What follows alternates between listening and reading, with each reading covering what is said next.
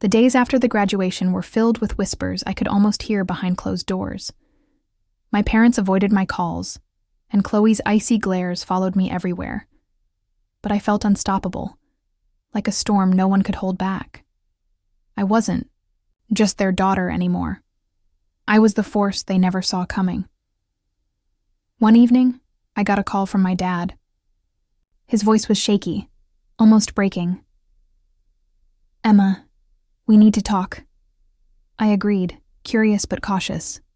When we met, the man who once mocked my dreams looked like a stranger. "We were wrong to treat you like this," he said quietly.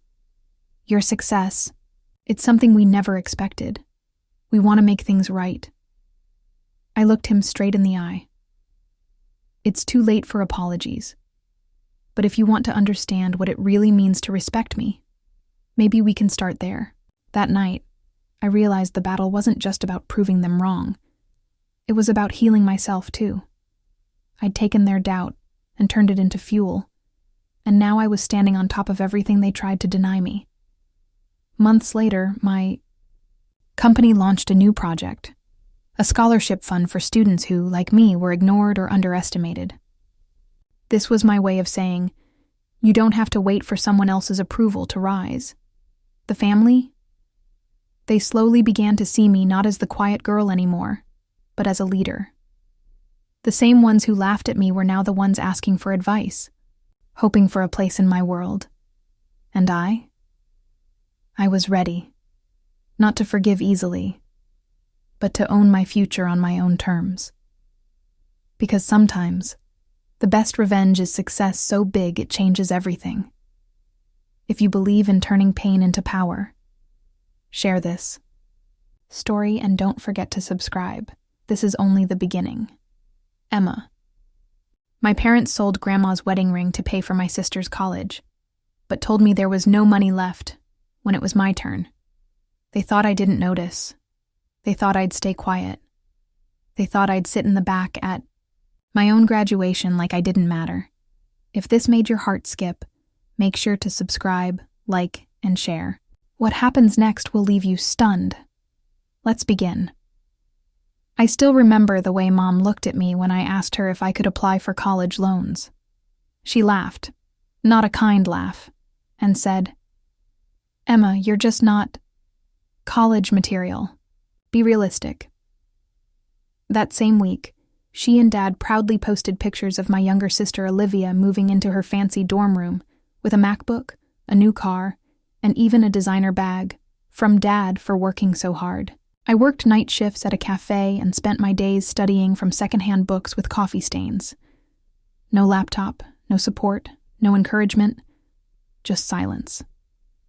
Every time I visited home, the only thing I heard was how amazing Olivia was doing in business school, and how proud everyone was of her bright future. No one ever asked how I was doing. They just assumed I'd fail, but I didn't. I studied harder. I worked more shifts. I applied for scholarships no one told me about. I ate instant noodles while Olivia posted her brunches and vacations. I didn't complain. I didn't argue. I just smiled and said, "I'm figuring it out." 4 years later, Olivia's graduation came first. The family rented a hall. There were flowers, speeches, even custom cupcakes with her initials. I stood in the back. They barely noticed I was there. Then came my turn. The college I got into was small, but I was the valedictorian. When I invited my parents, they laughed again. Dad said, "You're graduating? From where? YouTube?" I didn't reply. I just said, "You should come. I'll be speaking." They came, looking smug, dressed like they were doing me a favor. They had no idea what I was about to say. They all laughed at first, thinking it was a joke. Dad leaned back in his seat with a smug look, while Mom gave that same fake smile she always used when she wanted to look supportive in front of strangers. But their expressions didn't last. My next sentence wiped the smiles off every face. Sitting at that table, I graduated top of my class. Full honors, And I didn't pay a single dollar in tuition. Google did. Dead silence. You could hear forks hitting plates. My sister Chloe dropped her glass. She looked at me like I had just spoken in another language. I continued without pausing, even though my heart was pounding. I designed an app in my sophomore year, an AI-based mental health platform. I sold it to a tech firm for $3.2 million last year. And then Google offered me a full scholarship and a spot in their Future Innovators program. I wasn't shouting. I didn't need to. My words did more damage than any scream could. Remember to like, subscribe, and share if this moment gave you chills. Because it's about to get even. Better. Now, back to the table. Dad looked stunned, like his brain couldn't process what he'd just heard. Mom opened her mouth, closed it, then opened it again, as if looking for a script that didn't exist. Chloe? She looked furious. Not jealous. Furious. She was used to being the golden child, the center of every dinner, every photo, every conversation. And now, she was invisible. You mean you've been making millions and didn't tell us? She hissed across the table. I smiled, leaning in a little. You never asked. You were too busy laughing when I was working night shifts, sleeping in the library, building something while you were out partying on Mom and Dad's dime. I paused, let it hang, let them feel the weight of it. Then I pulled out my phone. Actually, let me show you something. And what I revealed on that screen made the entire room go silent again. As I tapped my phone, the screen lit up with images they couldn't ignore. Press articles, videos of me speaking at tech conferences, and screenshots of checks from investors. The headline screamed, "Emma Carter, the $1 million innovator no one saw coming." Their faces turned ashen. Mom's hand trembled. Dad looked like he'd swallowed a bitter pill. Chloe's eyes widened, but instead of pride, I saw something darker. Panic. "Why didn't you tell us?" Dad finally croaked, voice shaking. I laughed softly, the sound cutting sharper than any insult. Because I knew you'd laugh. Just like before. Everyone in that hall had always thought I was the loser sibling, the one who would never make it. But I had spent years building my empire quietly, away from their judgment and sneers. While they wasted money on fancy parties and expensive gifts for Olivia, I was planting seeds for my future. Suddenly, Olivia's smug smile vanished, replaced by nervous glances. The sister they once bragged about was now just another name on my success story. The silence was broken by Chloe's bitter whisper. "You think you're better than us now?"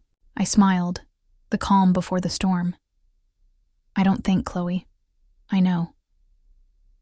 That moment wasn't just about proving them wrong. It was about showing that hard work, silence, and belief can destroy even the deepest betrayal. But what they didn't expect was what came next. Something that would change everything for all of us forever. What happened next wasn't just a shock. It was a complete game changer. As the whispers and gasps settled, I stood up and walked over to the podium. The crowd, mostly my family's, friends and relatives, looked at me like I was suddenly a stranger in my own life. "I didn't just make millions," I said, voice steady but loud enough to reach every ear. "I also bought this house." I paused, watching their faces drop. This is my home now. Every brick, every room, mine. I pulled out a folder and placed it on the table in front of them. "The deed's in my name. You all thought this place belonged to Mom and Dad, but I quietly took care of the mortgage over the last 2 years." Dad's face turned pale. Mom's mouth opened and closed like a fish out of water. Chloe looked like she wanted to disappear. "You let me struggle. You chose Olivia over me, and you never believed in me," I said, voice cracking with years of buried pain. "But I built my future while you wasted yours. And now, I own everything. A few people gasped loudly, and I saw a few relatives nod in admiration. My sister's face twisted with anger and jealousy. You'll regret this, Chloe spat. You'll lose everything. I smiled coldly. No, Chloe. You lost me a long time ago. The room was thick with tension. No one moved. No one dared speak. Then, out of nowhere, my phone buzzed. I glanced down and saw a message that made my heart skip. An invitation from one of the world's biggest tech conferences, offering me a keynote speech slot. This was just the beginning. The family reunion had turned into my victory stage. But the real battle? That was yet to come. The room still buzzed with shock, but I wasn't done yet. I could see my family struggling to process what just happened. Their carefully built image of control was crumbling right before their eyes. I took a deep breath and leaned in closer, speaking directly to them, my voice calm but filled with steel. You all think this is just about money or a house, I said. But it's much more than that. For years, I was invisible to you. I was the quiet one, the failure you warned each other about. You celebrated Olivia's every step while I was left to figure things out alone. Do you know what that feels like? To be ignored by the people who are supposed to support you? It's like being trapped in a room with no windows. I paused, watching their faces soften slightly, maybe from guilt or maybe confusion. But I didn't want pity. I wanted respect, the respect I had earned without their help. I didn't complain or beg. Instead, I spent nights learning, working, and building something real. I started small, just a little app to help local businesses. But I didn't tell anyone because I knew you'd laugh. I kept every setback hidden, every failure silent, and slowly, that little app turned into a company that now supports hundreds of employees and brings in millions every year. Their eyes flicked nervously between me and each other. Dad looked down at his hands. Mom blinked rapidly, struggling to hold back tears, or maybe anger. Chloe's jaw clenched tightly, and Olivia looked stunned, as if the sister she had always seen as weak was now untouchable. I could see the doubts creeping in their minds. How did Emma go from the disappointment to the billion-dollar boss overnight? And why had they never known? That's the real secret, I said softly but firmly. You never saw me coming because I chose silence over their sneers. I worked while you partied. I grew while you ignored me. And now here I am, a cousin whispered to another. I always thought she was quiet because she was scared. No, I interrupted quietly. I was just waiting. Then I pulled out one last thing. A letter from the biggest investor who believed in me when no one else did. It was an offer to expand my business globally, with millions in funding. This, I said, holding it up for everyone to see, is why I never asked for your help. Because I found people who believed in me, people who saw my value. The tension in the room reached a boiling point. Chloe's voice cracked as she finally spoke. You don't understand what it's like to grow up with us.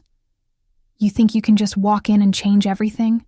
I smiled, a mixture of sadness and triumph. I don't just think it. I will. The gathering ended with stunned silence, but inside me, a fire was burning hotter than ever. This wasn't just revenge. It was the start of a new chapter where I was finally in control of my own story. And as I left the hall, I knew one thing for sure. They underestimated me once, and that mistake was going to cost them everything.